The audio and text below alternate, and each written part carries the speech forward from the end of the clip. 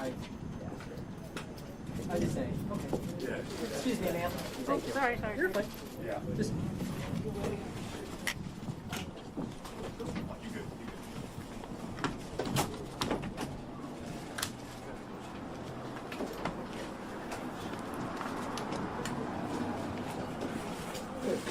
Who's start? You running this? It's your joint. Your joint. Tommy's, you bet. Come on. Go here right there. Start? Yeah. Just grab the mic. Or do I need to start? Not at all. No, just welcome us to where we tell us where we are. You're here? Yep. Director? Okay.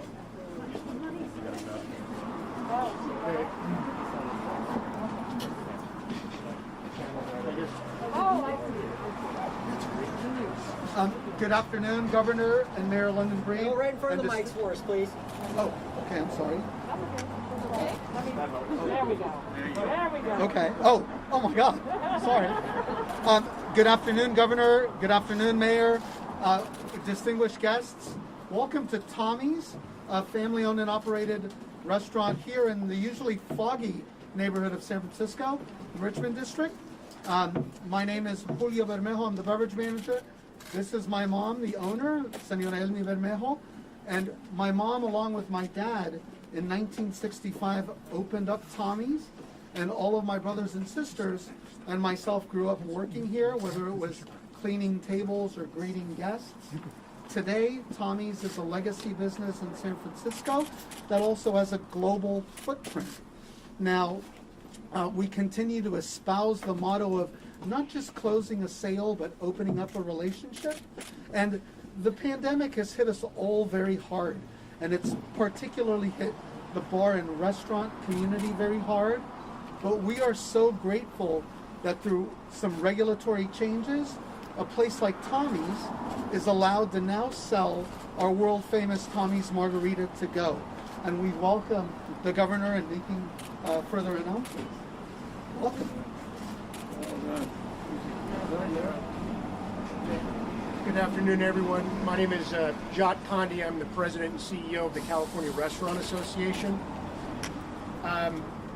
Before the pandemic, California's restaurants were the #1 generator of sales tax revenue for the state of California and our local governments. 60% of California's restaurants are opened by people of color. So, when you look at the sales tax revenue that this industry generated prior to the pandemic, it underscores not only the important role that our industry plays in the fabric of every community, but the role it plays in all economies, local and statewide. Throughout the pandemic and through the twists and turns, I have to thank the governor for and his administration through the various departments and agencies, ABC, Director Eric Harada, who've worked tirelessly to help small businesses and restaurants weather the storm through many executive orders and efforts to give the industry assistance. And if you look at what was going on in every city, what's happening here, these parklets, the mayors played a major role in assisting restaurants weather this storm. And in the category of mayors in California, one of the leaders that worked closely with the restaurant community in San Francisco and with the Golden Gate Restaurant Association is Mayor London Breed, who I would like to introduce and ask her to come up. Thank you. Thank you. Hello, moms. It's so great. Yes, it's great to be here at Tommy's. You know what I like about this restaurant is the lollipops that they give to the kids. This is a family restaurant. It is an institution here in this community. So many generations of kids have grown up in what we used to call the avenues, where you would come here, you would hang out, and you would always be welcome. And what's important as we went through this pandemic is that we continue to support restaurants like Tommy's. We continue to make sure that our restaurants stay open, that they thrive.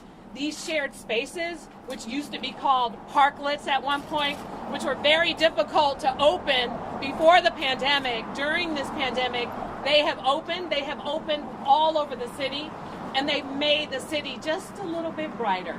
and more fun. And in fact, because of the pandemic, it was very difficult for restaurants to open in the first place. And so what the governor is proposing, which is very, very exciting, is to extend ABC's regulations that would allow for them to continue to not only serve out in these parklets, but also when you use these various apps for delivery, or if you pick up to go, you can finally get alcohol beverages in those nice little cute containers to take them with you.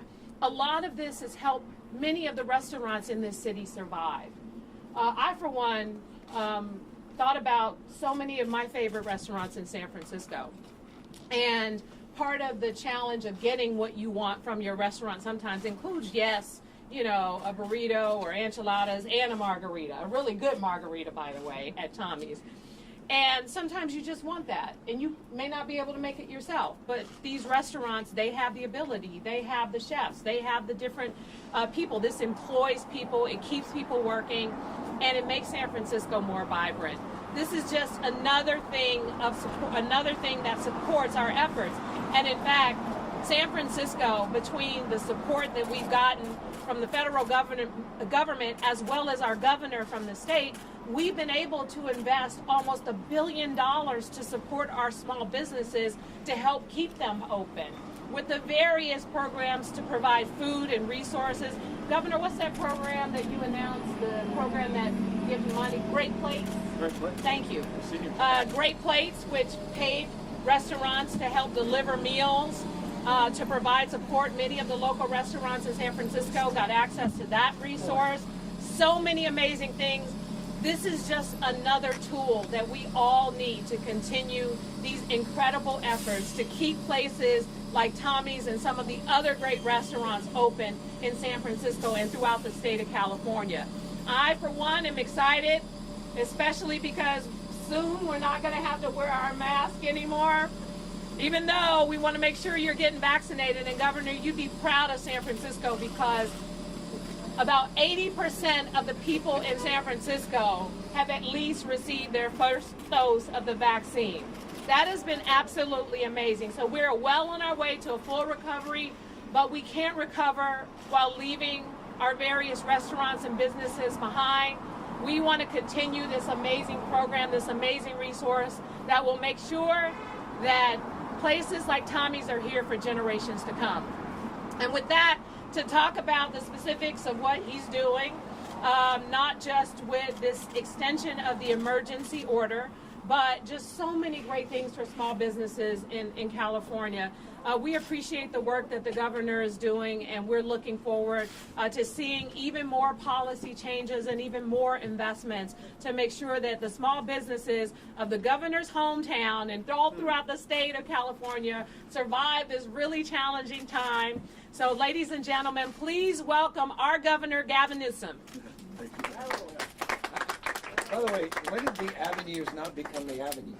You guys changed that? This is like the Richmond now. It's the Richmond. All right, it's always been the Richmond. But it's the Avenue. Old school. All right. No, I'm just, I haven't been here in a little while. Great to be here with you, Mayor, and thank you for all of the incredible work you're doing. Thank you for the vaccination efforts. You've been a leader in our vaccination efforts here in the state of California. California, as a consequence, has been a leader in this nation and around the rest of the world. There are just 7 jurisdictions in the world, 7 other countries in the world that have higher vaccination administration rates. We in California just passed, along with 11 other states, 70% of all adults receiving at least 1 dose of vaccines. Now at the place that President Biden hopes to get the rest of the country by July 4th. We recognize our responsibility to do more and better.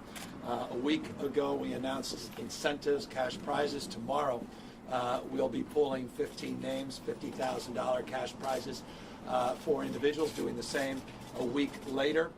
Encouraging everybody to go out, if they haven't been vaccinated, to get vaccinated so they're eligible for those prizes, eligible for these incentives. We're mindful that because of the success of our efforts, that this last group of folks that may be on, just a little hesitant, may not be convinced of the importance of the vaccine, that we're going to have a lot of work to do. It's going to be stubborn.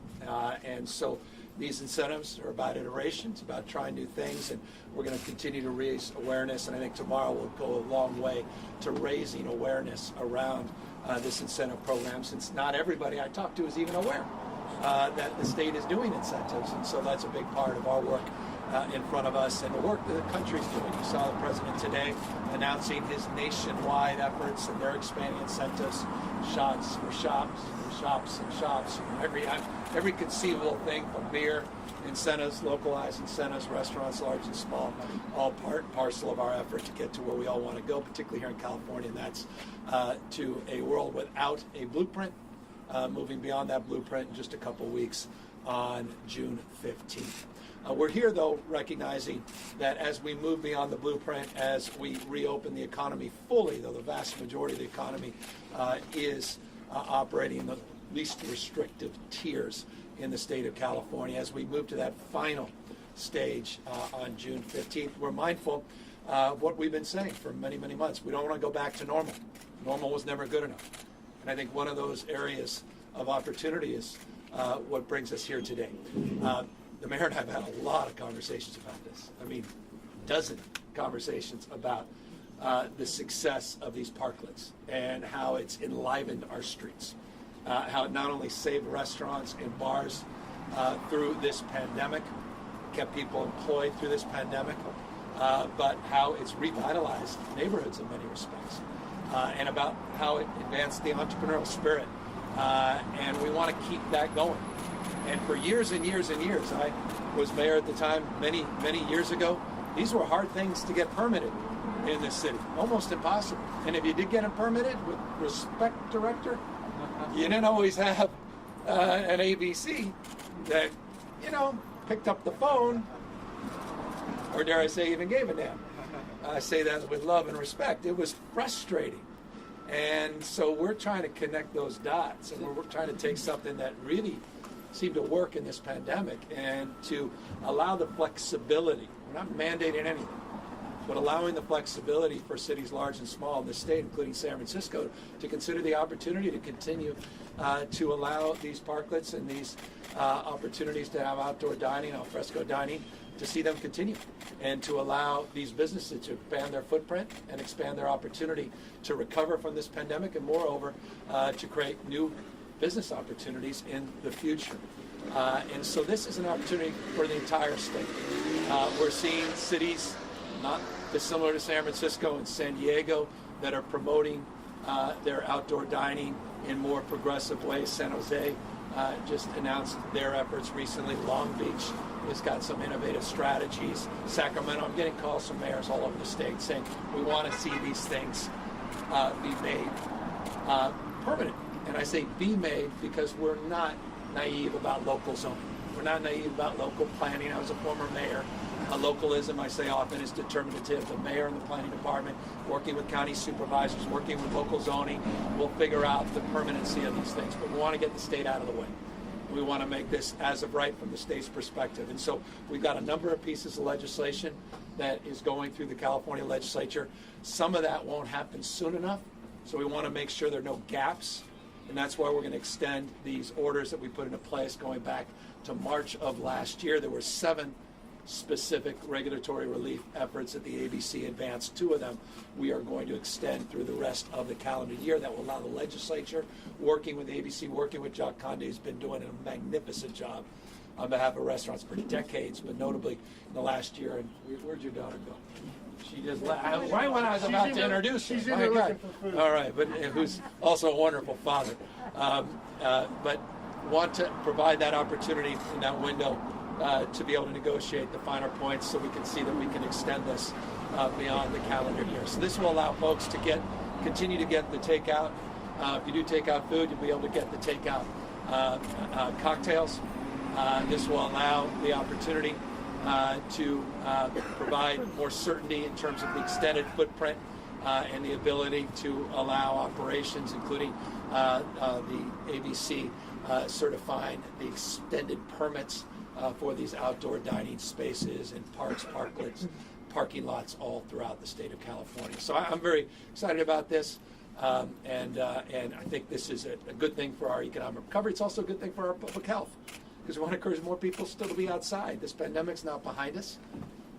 This pandemic is not extinguished. We still have an enormous amount of work to do. We're mindful of these variants. We're mindful of the fact that not all parts of the country are like the state of California or even San Francisco as it relates to vaccination rates, and that as we enter into the hotter summer months, more people going inside looking for air conditioning. Some of those issues may bring these issues of COVID spread back in the forefront of our consciousness. So we want to encourage these outdoor seating opportunities, encourage healthy choices, and obviously economic opportunities.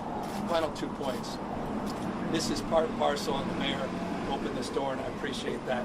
Part and parcel of a series of efforts and initiatives the state has taken, including doing direct relief grants of up to $25,000 for bars and restaurants. $25,000 grants, not loans.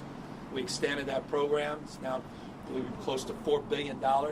We did hundreds of millions of dollars in tax relief and tax abatement, including not having to pay for the alcohol beverage control license for at least 2 years, which in my recollection, the last I checked, was over $1,200 for some licensees. So not insignificant. Sales tax relief, other payroll tax relief, hiring tax credits. We encourage folks to learn about all these tax credits, $1,000 hiring tax credits through the Main Street Hiring Tax Credit Program. Go to covid19.ca.gov, covid19.ca.gov, learn about all these programs. It's still remarkable to me how many people are eligible but still not taking advantage of these direct relief programs. In addition to that, I also want to remind people that we have billions of dollars we've set aside to take care of your utilities and to take care of your rent.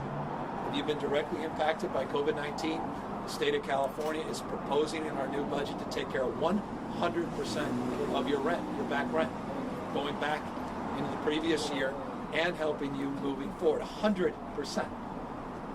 Again, it's remarkable to me how many people, A, don't believe it, or haven't availed themselves to that opportunity. There's 72,000 people in the state have gotten applications in and approved on this program. So we've got to remind people of these opportunities. Incentives for vaccines, if you haven't taken them, direct $50 gift cards, opportunities to be in this cash/lottery. It's not a lottery legally or technically, but it acts as if it's a lottery, which we'll be doing tomorrow on the 11th and on June 15th to make sure that businesses large and small are taking advantage of these grant programs, applying for them, tax credit programs, getting more information on that, and obviously the rental assistance, utilities, by the way, that also include water rates. 100% taken care of going back many, many months. So that's why I'm here to highlight these things, to thank the mayor for extraordinary leadership. This state's not coming back, it's coming roaring back. 38% of America's jobs came out of the state of California last month. 99 IPOs year to date. The state of California not only outperforming many other large states in terms of health outcomes, but the contraction of our economy was more modest than states like Texas, more modest than states like Florida, as we advance our health framework. We're very proud of this recovery, and we're poised to, I think, experience a recovery the likes of which none of us could have conceived of a couple months ago, and it's because of you, Mom. Because where's Elmi? It's not just brother here, Julio, but Elmi and another member of the Tommy's family, and all the entrepreneurs out here. And I just want to close by thanking them because I know how difficult and challenging this year has been. I want to thank all the small businesses. Jot reminds me of this all the time. At the end of the day, you can't be pro-job and anti-business. And it's the businesses that put everything on the line, that risk everything, that create these magical moments and create the serendipity that are restaurants and bars and create a sense of place and neighborhood. And so for all those magical moments that you guys create every single day, those relationships, and I appreciated that point you made, that you develop, in so many ways you make life worth living. And so I don't want to overstate it, but I'm not going to understate the importance of restaurants, the importance of these type of establishments to the quality of life in remarkable places like this, San Francisco. And so thank you, Tommy's, and hundreds of thousands of other businesses that we hope will take advantage of this new work. with that, we're here to answer any questions. Governor, a question about the state budget. The legislature has proposed $1 billion in ongoing funding for homelessness, flexible for local government. Do you have any concerns about that proposal? And then if I can ask a second question, you're here today to talk about small businesses. If I'm not mistaken, you're the first governor since James Rolfe to go directly from running a business to politics. Do you feel any kind of... Rolfe, I appreciate it. I'm going to look that up. Do you feel any kind of... Didn't he design City Hall as well? So I know a thing or two about Rolfe. Yeah, that's about it. Only a thing or two. But do you feel any personal responsibility, burden to, look out for businesses, small businesses? Yeah, I mean, it's my life. It was my passion. I got out of college with a dream to pen the paper. I got 13 investors, $7,500. We didn't inherit it. It wasn't a family business, just an idea. And was able to cobble it together. It took me 18 months because I had some ABC issues. Literally, 18 months because I had ABC issues.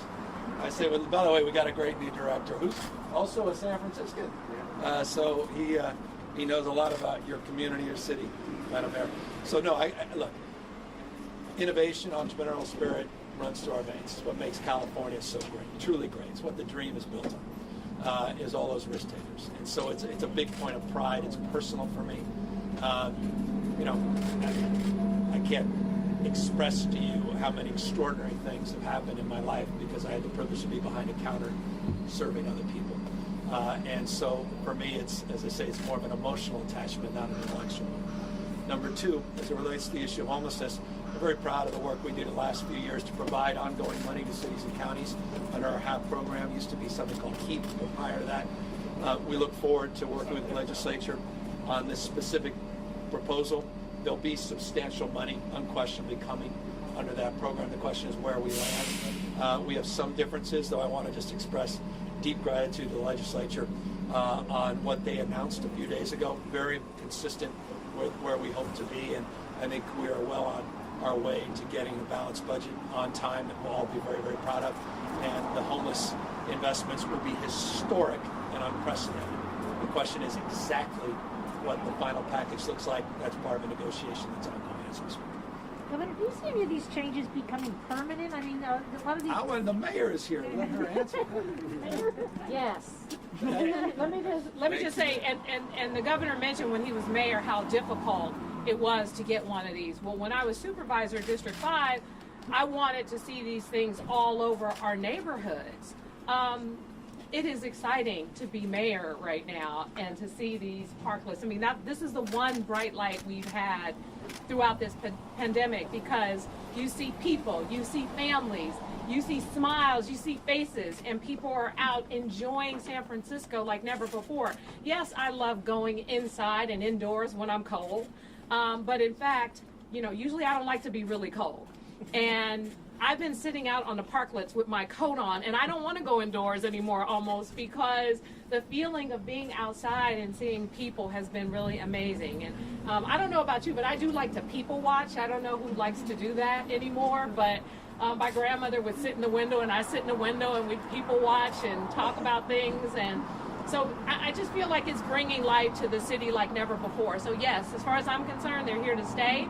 I've made it clear as my legislation works its way through the Board of Supervisors that if they don't want to support it and they want to water it down, I will take my legislation to the voters, because I think these are very popular additions. I'm so happy to hear this, Mayor. This is my kind of This talk. is fighting words. No, but I'm honestly, this is great news. Yeah, this is good to hear. it's great news, but also, just making sure this is something that's really popular, it's supported, and it supports our businesses. We keep talking about all this support for small businesses, but then we add bureaucracy and layers and money and if you want to start a business back in the day, a long, long time ago when he was starting this business out, many, many, many years ago, as a youngster in this city, it was not as difficult as it is now. Yes, ABC has always been difficult, but just in general,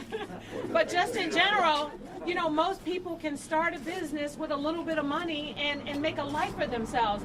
And now, you have to pay $250,000 for an ABC license. You have to pay the city $250,000 to turn your water on. I mean, it's unbelievable how much money it costs to start a business. So I know I went off on a tangent, but I'm looking forward to breaking down bureaucracy, making it easier for small businesses, and getting continued support from the governor to help support our small businesses.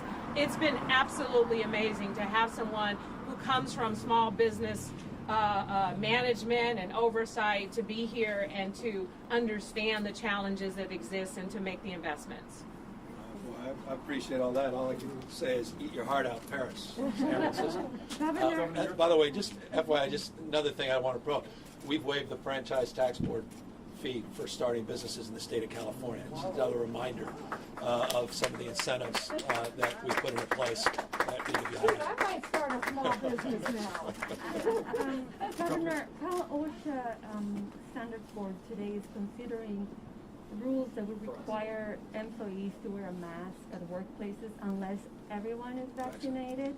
So this is stricter than the CDC guidelines that the state is following. Should there be a different standard for workplaces? And if this passes, would you consider issuing an executive order?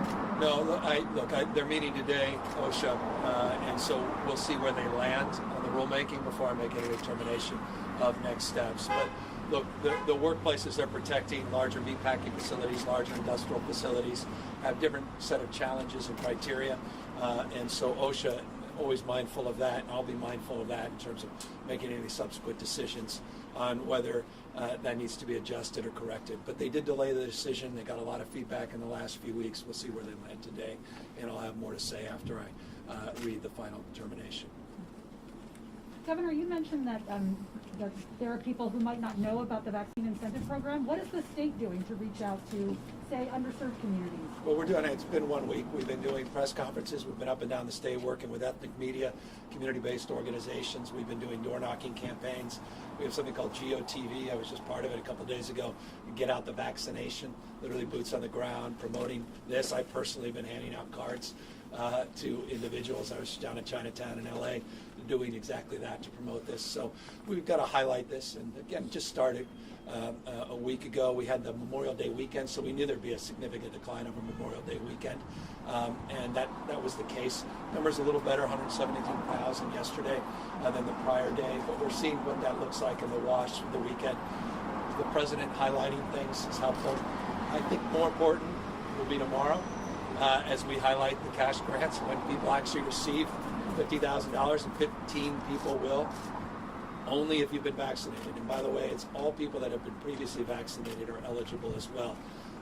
But those that haven't yet get vaccinated, they can be in that raffle. They can also get in next week's raffle and have the opportunity to get $1.5 million on June 15th. And so I think this will build up.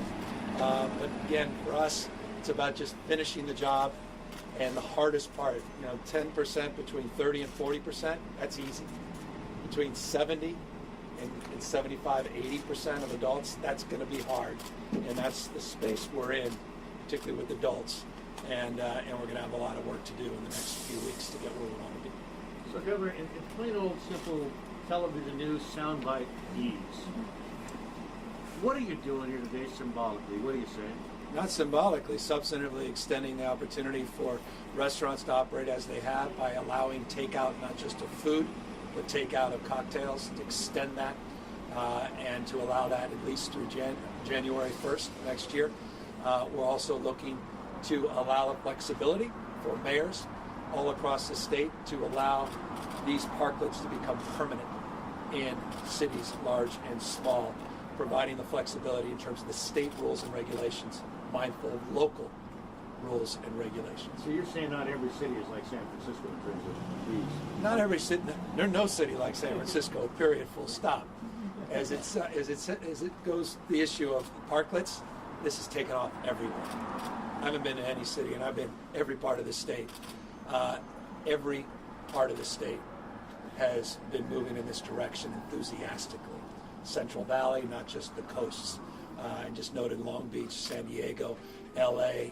You're seeing these all over, and it's really revitalizing communities and neighborhoods. And as the mayor said, it's just about re-engaging people after a year where we've been behind our doors and been behind our masks and just reconnecting. So it has a profound impact, not just economically and health, but also in terms of spirit and pride.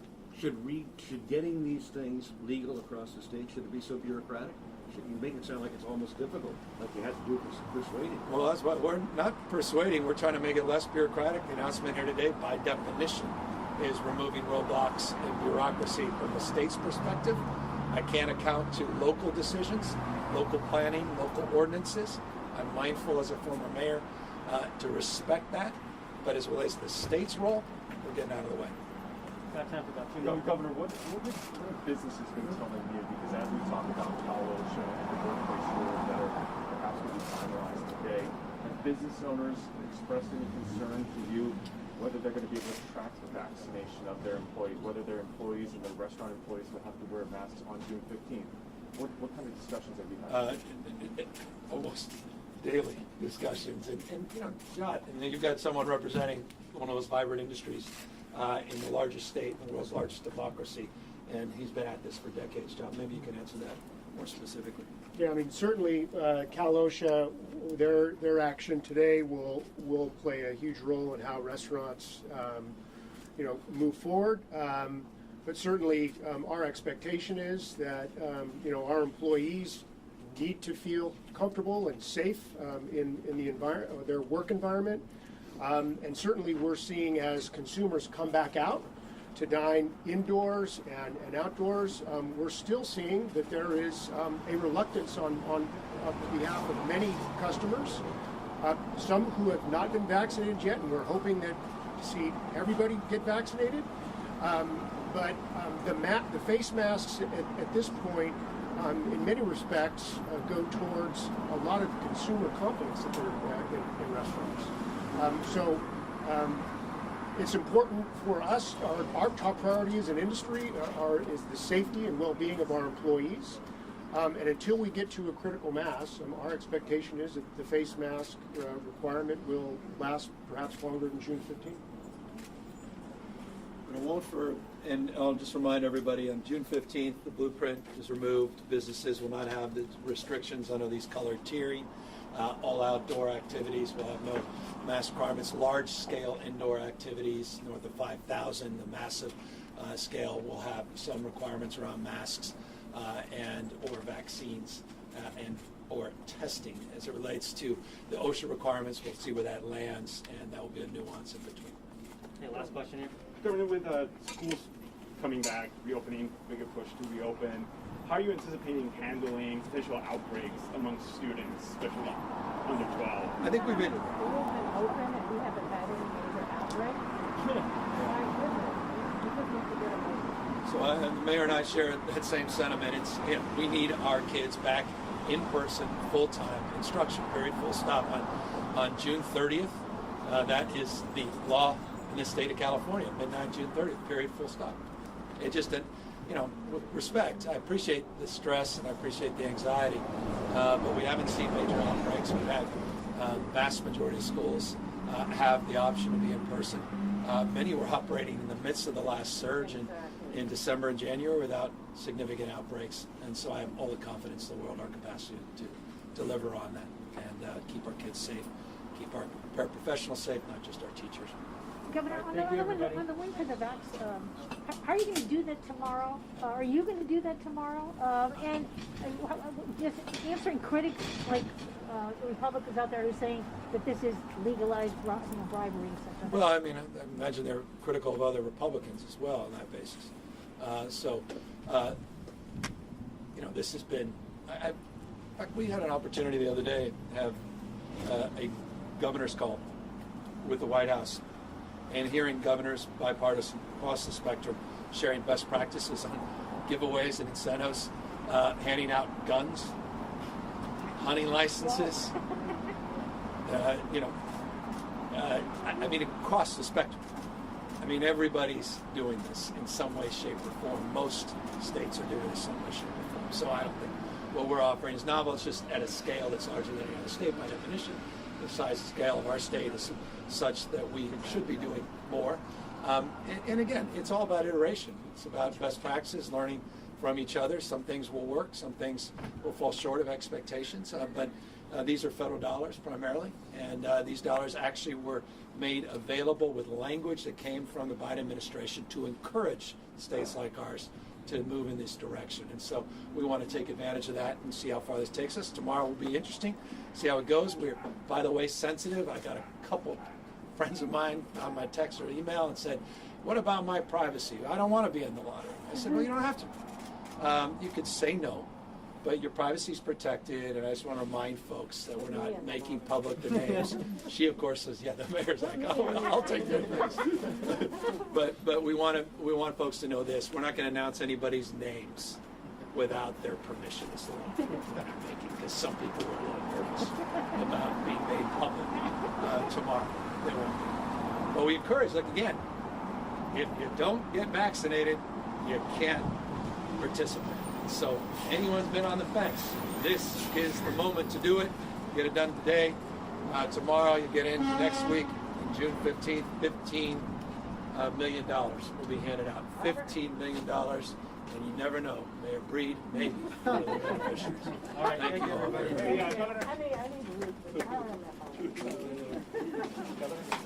Standard order here. Yeah. The pool inside, boys. If it's going to happen. Oh, excuse me. I mean, I'm sitting here with Sorry. No, no worries. Go ahead. ambassador for the government. You know it's the margarita. Am I the pool? Sorry, guys. We're not doing it. We're gonna. It's really small in there, so